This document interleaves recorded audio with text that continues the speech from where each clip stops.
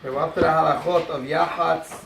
Halakha says, קודם שיתחיל בקריאת ההגדה, ייקח מן השלוש המצות המונחות לפניו את המצה האמצעית ובשרנה לשניים.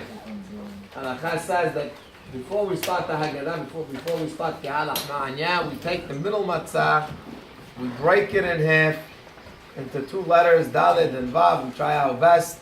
The Vav is the bigger one, the Dalet should be the smaller one. Again, it's not so easy, it's pretty difficult, but regardless of how it's done at the end, the bigger piece we put away for Afikoman, the smaller piece is put back inside together with the matzot, which will be eaten together with Halachilat Matzah during Motzi Matzah. We'll give it out during that time.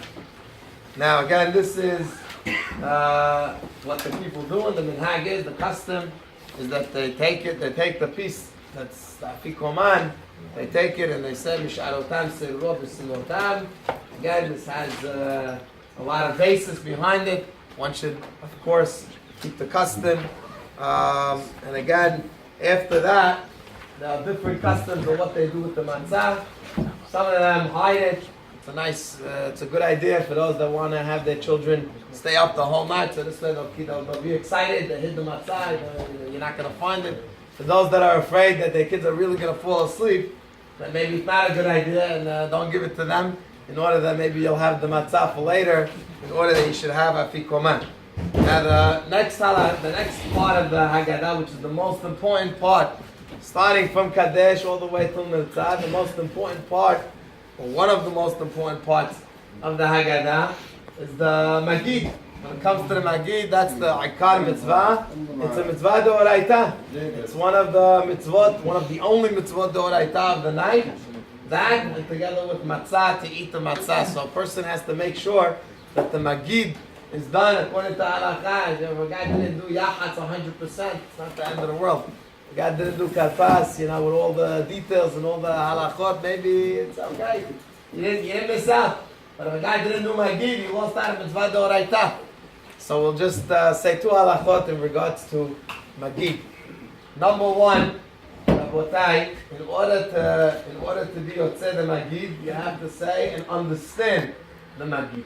That means it's not enough. It's not the hilim over there that you just read it and you don't understand anything. It's okay. Y'all just keep going. It's all right. Rather, a person has to understand what he's saying to the best of his ability, obviously. And therefore, those that maybe don't understand the Hebrew, make sure you get the English one. If you don't understand to have Arabic, whatever it is, make sure you have a book that you can understand in order that you can understand what you're saying. That's number one. Number two, make sure that you say every single part. Again, it's important to make sure that you're saying each and every part in order that you mekayem the mitzvah. A parent, a father, a mother have to make sure that they have the mitzvah of hingarta lebincha. They have to talk to their children. And although many times we're at large, groups where we have, brothers and we have siblings and we have maybe uncles and aunts and whoever else is there, the ikar mitzvah is for your children.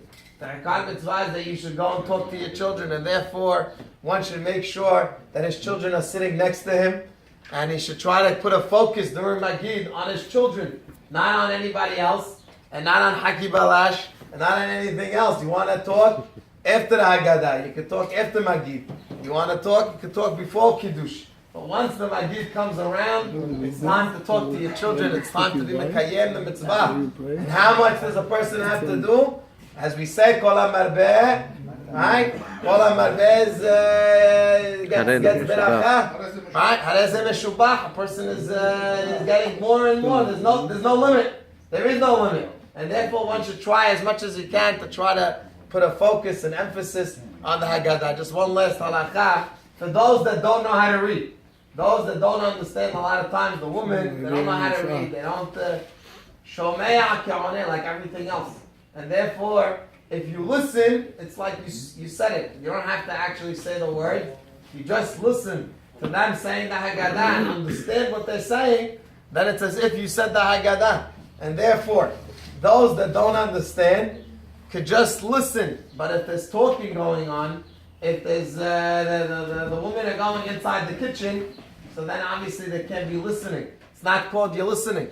And therefore you should tell the people, the audience, whoever's there, The number one, you're going to say it loud enough. Whoever the Baal Bayit is going to say it loud enough in order that people should hear, so they could be yotzeh. And everybody should pay attention and sit, listen, not talk, but rather listen to the Baal Bayit in order to be yotzeh, the mitzvah d'oraita of magid.